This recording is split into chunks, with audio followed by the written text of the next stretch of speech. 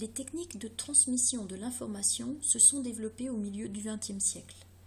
On est bien loin des procédés utilisés par les Indiens.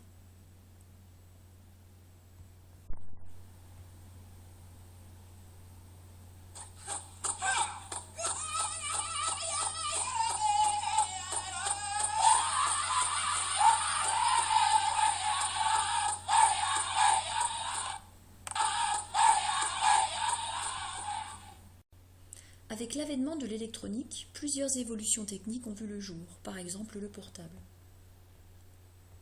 L'information à transmettre, c'est-à-dire la voix, doit être capable de voyager. Pour cela, on utilise un encodeur qui va transformer le signal sonore en signal analogique, c'est-à-dire en signal électrique, grâce à un micro placé sur le portable, puis ce signal analogique est converti en signal numérique.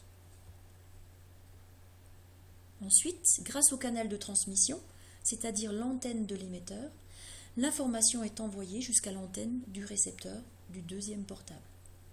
Une fois l'information reçue, le décodeur présent sur le deuxième portable va convertir le signal numérique en signal analogique pour ensuite être transformé en vibration sonore grâce à haut-parleur. Voici donc un exemple de chaîne de transmission. Maintenant, il existe différents types de procédés de transmission. La propagation libre, avec l'exemple précédent des portables. Le modem Wi-Fi, c'est-à-dire la box, qui permet de transmettre les informations, en particulier Internet. Ou encore le Bluetooth, inventé pour permettre à des appareils de communiquer entre eux à courte distance. Dans ce type de procédé, on utilise des ondes hertziennes qui correspondent à une catégorie d'ondes électromagnétiques.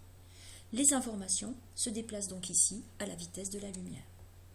Il existe aussi la propagation guidée, avec des câbles, notamment des câbles à paire torsadés, utilisés dans les réseaux informatiques.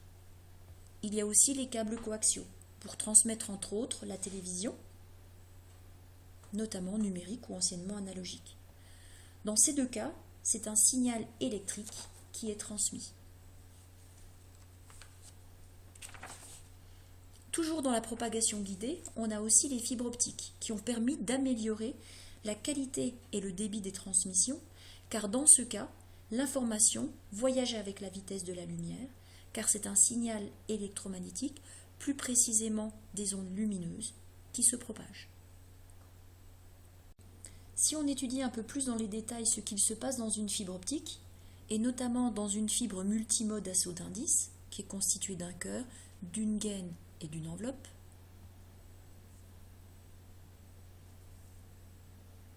on constate que l'information voyage grâce à des ondes lumineuses qui subissent un phénomène de réflexion totale.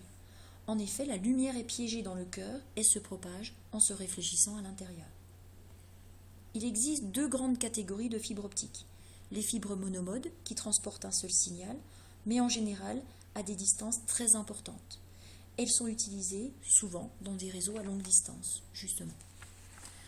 Il existe aussi les fibres multimodes, dont le cœur est assez volumineux et qui peuvent transporter plusieurs informations simultanément. Il existe les fibres à saut d'indice, le schéma de gauche, et les fibres à gradient d'indice. Dans les trois cas, on voit bien aussi que la lumière est piégée par phénomène de réflexion totale. En ce qui concerne les fibres multimodes, elles sont surtout utilisées dans des réseaux locaux. Maintenant, avec tous ces procédés de transmission, comment est-ce qu'on peut juger de la qualité de la transmission ? En fonction de deux paramètres. Soit en fonction du débit binaire, c'est-à-dire de la rapidité avec laquelle l'information sera transmise, c'est-à-dire qu'il va représenter la quantité d'informations, c'est-à-dire le nombre de bits, qu'on expliquera un peu plus tard, transmises par seconde. D'où la formule D égale N sur delta T, N étant le nombre de bits. On peut aussi juger de la qualité de la transmission en fonction de l'atténuation du signal, c'est-à-dire des pertes énergétiques. On définit pour cela grand A, le coefficient d'atténuation, qui s'exprime en décibels. PE, c'est la puissance du signal à l'entrée, et PS, c'est la puissance du signal de sortie.